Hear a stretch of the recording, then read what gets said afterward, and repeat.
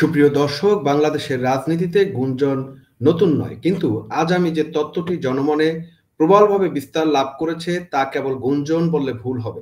এটি হলো এক মেটাফিজিক্যাল ব্ল্যাকমেইল এর গল্প। এই ষড়যন্ত্রে কেন্দ্রে রয়েছে একজন অসুস্থ সাবেক প্রধানমন্ত্রী এবং তার অনাগত অনিবার্য মৃত্যু। আর এই মৃত্যুকে ঘিরে চলছে পিশাচ ইউনূসের ও দুর্নীতির বরপুত্র তারেক জিয়ার এক অন্ধকার ষড়যন্ত্রের জাল। জনমনের প্রশ্ন, খালেদা জিয়া কি সত্যি ইতিমধ্যে মৃত্যুবরণ করেছে? আর যদি করে থাকেন, তবে কেন এই গোপনীয়তা? কেন তার মৃত্যুকে ব্যবহার করে -2-4 থিওরি এর নতুন নতুন পর্ব মঞ্চস্থ হতে চলছে? আজ আমরা এই ষড়যন্ত্র তত্ত্বের প্রতিটি ধাপ ক্লিনিক্যাল ভঙ্গিতে বিশ্লেষণ করব। দেখব কিভাবে শোককে অস্ত্রে পরিণত করে তারেক জিয়া তার সমর্থকদের ধরে রাখতে চান, আর ডক্টর ইউনূস কিভাবে এই মৃত্যুকে আওয়ামী লীগের উপর চাপিয়ে দিয়ে দেশের রাজনীতির মানচিত্র পাল্টে দিতে চান। ষড়যন্ত্রতাত্ত্বিকদের মতে এই খেলার প্রথম ধাপ হলো সময়কে বন্দী করা। গুঞ্জন শোনা যাচ্ছে খালেদা জিয়া নাকি ইতিমধ্যেই মারা গেছেন, কিন্তু তারেক জিয়া এবং ইউনূস পরিষদ অত্যন্ত সতর্কতার সঙ্গে এই খবর গোপন রেখেছে। কেন? কারণ এই মুহূর্তে কি মৃত্যু কেবল শোকের নয়, এটি একটি রাজনৈতিক পারফরমেন্সের অংশ। যে দৃষ্টান্তমূলক দৃশ্যগুলো আমরা দেখছি, তারেক জিয়ার দেশে ফেরার সুযোগ নেই, তাই এই ষড়যন্ত্রের কেন্দ্রে রয়েছে মায়ের লাশ নিয়ে কান্না ভেঙে পড়ার, ধরেন বিভিন্ন অ্যাঙ্গেল থেকে ভিডিও। এটি তারেক জিয়ার একটি, এবং সেটি আবার বিভিন্ন পত্র মিডিয়াতে প্রকাশ। এটি তারেক জিয়ার একটি দেশপ্রেম এবং পারিবারিক আবেগকে দেশের মানুষের কাছে পৌঁছে দেওয়ার এক মেটিকুলাস ডিজাইন। জিয়াউর রহমানের কফিনে তারেকের কান্নার ঐতিহাসিক ছবি পাশে এবার মায়ের কফিনের ছবিটি ছেপে প্রথম আলো, ডেইলি স্টার জাতিকে হয়তো আবেগে ভাসিয়ে দিবেন। মোটিভেশনাল জনসমর্থন ধরে রাখার যে মোটিভেশন, সেই মোটিভেশনে যদি আমরা দেখি, তারেক জিয়ার জন্য এটি একটি রাজনৈতিকভাবে অপরিহার্য। তিনি যদি দেশে এসে কাঁদতে না পারেন, তবে তার শোককে অবশ্যই ডিজিটালি অমর করে রাখতে হবে। এটি হলো তার সমর্থকদের ধরে রাখার এবং এই যে ভার্চুয়াল কান্নার মাধ্যমে রাজনৈতিক পুঁজি সংগ্রহের একমাত্র উপায়। অর্থাৎ এই তত্ত্বের মতে এই মৃত্যু বা ব্যক্তিগত ট্র্যাজেডি নয়, এটি হলো এক রাজনৈতিক পুঁজিবাদের চরম রূপ।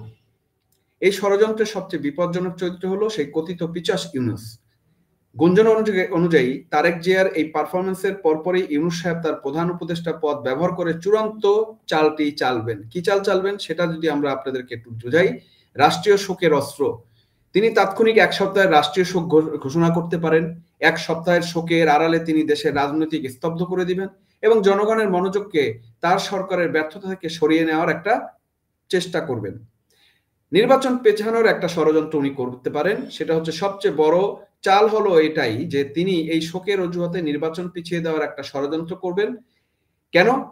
কারণ তারেক জিয়াকে সন্তুষ্ট রাখতে হবে এবং তার মেটিকুলাস ডিজাইনের নাটকীয়তা চলাকালীন কোনো ধরনের গণতান্ত্রিক প্রক্রিয়া চলতে দেওয়া যাবে না। ইউনূসের এই পদক্ষেপের মাধ্যমে প্রমাণিত হবে দেশের গণতান্ত্রিক প্রক্রিয়া, মানুষের ম্যান্ডেট কোনোটাই তার কাছে ম্যাটার করে না। তার কাছে কেবল ম্যাটার করে তার মালিক, যেমন আমেরিকা বা ডিপ স্টেটের এজেন্ডা, এবং তারেক জিয়াকে খুশি রাখা এই মুহূর্তে। এই ষড়যন্ত্রের সবচেয়ে অন্ধকার চরিত্রটি হলো রাজনৈতিক ব্ল্যাকমেইল। এই তথ্য অনুযায়ী ডক্টর ইউনূস এবং তারেক জিয়ার মূল লক্ষ্য হলো আওয়ামী লীগকে রাজনৈতিকভাবে চিরতরে ধ্বংস করা।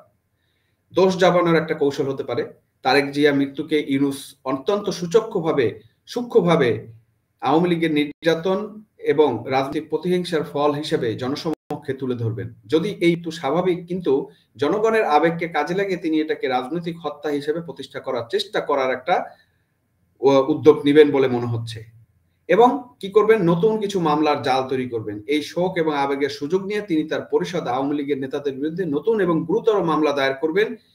উদ্দেশ্য পরিষ্কার, আওয়ামী লীগ নেতাদের দমিয়ে রাখা। মাইনাস থিওরি এর নতুন সংস্কারের -2 এর জায়গায় -4 বা আরো বেশি নেতাকে রাজনীতির মঞ্চ থেকে সরিয়ে দেওয়ার একটা গোপন চক্রান্ত।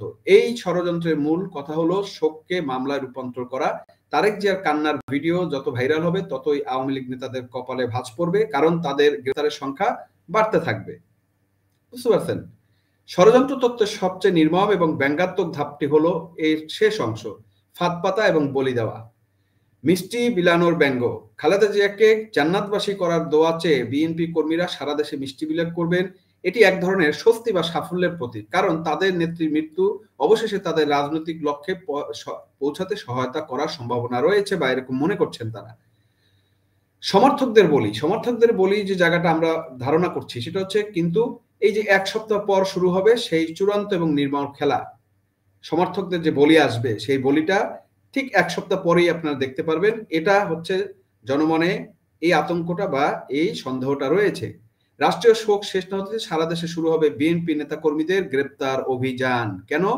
কারণ ইউনূস এবং তারেক জিয়া এই ষড়যন্ত্র সাধারণ কর্মী সমর্থকদের কেবল ব্যবহারিক হাতিয়ার মাত্র।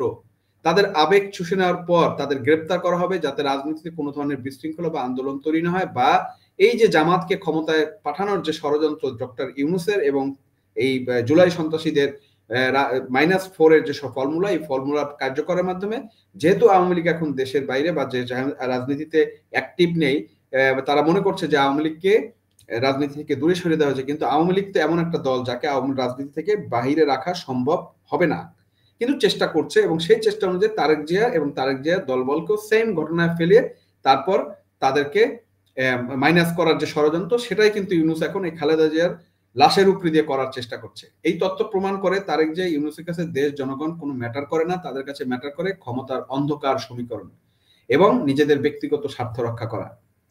বন্ধুরা, এই ষড়যন্ত্র তত্ত্বটি চরমভাবে ক্লিনিক্যাল এবং অবিশ্বাস্য মনে হতে পারে, কিন্তু এই তত্ত্বটি জনমনে ব্যাপক বিস্তার লাভ করেছে এবং এটাই বাংলাদেশের রাজনীতির সবচেয়ে বড় ট্র্যাজেডি।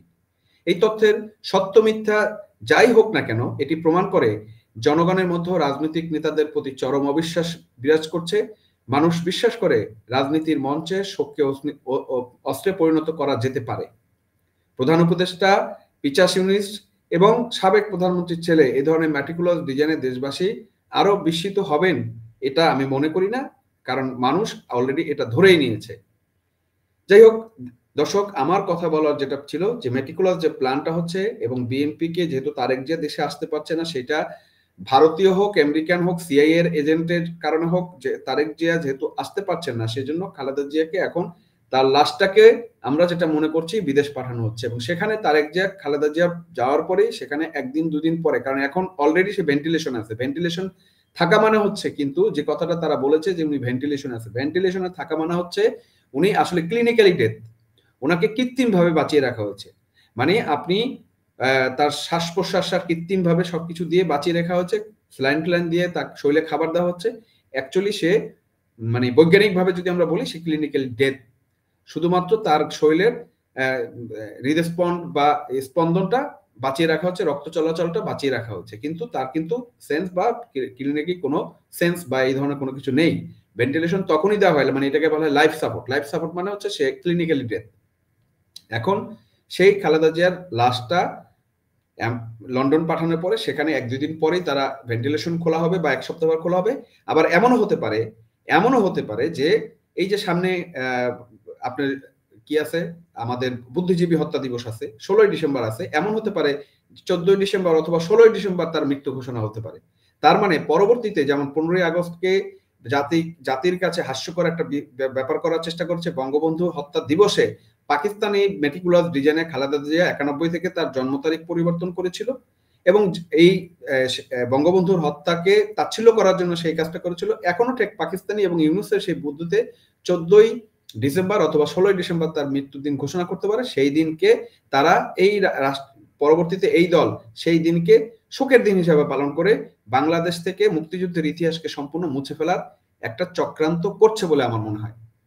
তো যাই হোক দর্শক, এই ষড়যন্ত্র তথ্য সত্য হবে কি মিথ্যা হবে সেটা জানি না, দেখা যাক সামনে কি হয়, কিন্তু একটা কথা স্পষ্ট যে রাজনীতি শোককে ব্যবহার করে, মিথ্যাকে মঞ্চস্থ করে এবং সেই রাজনীতি কখনোই দেশের মঙ্গল বয়ে আনতে পারে না এবং আনেওনি। এই তারেক জিয়া ইউনূসকে দিয়ে দেশের কোনো মঙ্গল হয় নাই, হবেও না। দর্শক, আপনারা কি মনে করেন জানাবেন কমেন্টের মাধ্যমে। এই ষড়যন্ত্র তত্ত্বটি কি কেবল গুজব নাকি এর পিছনে সত্যি কোনো অন্ধকার উদ্দেশ্য লুকিয়ে আছে, কমেন্ট করে জানাবেন। চেষ্টা করেছি আপনাদেরকে এই ষড়যন্ত্র তথ্যটা তুলে ধরে আপনাদেরকে বোঝানোর জন্য, হয়তো পেরেছি কিনা জানি না। থাকবেন আমাদের চ্যানেলে, দেখা হবে পরবর্তী ভিডিওতে।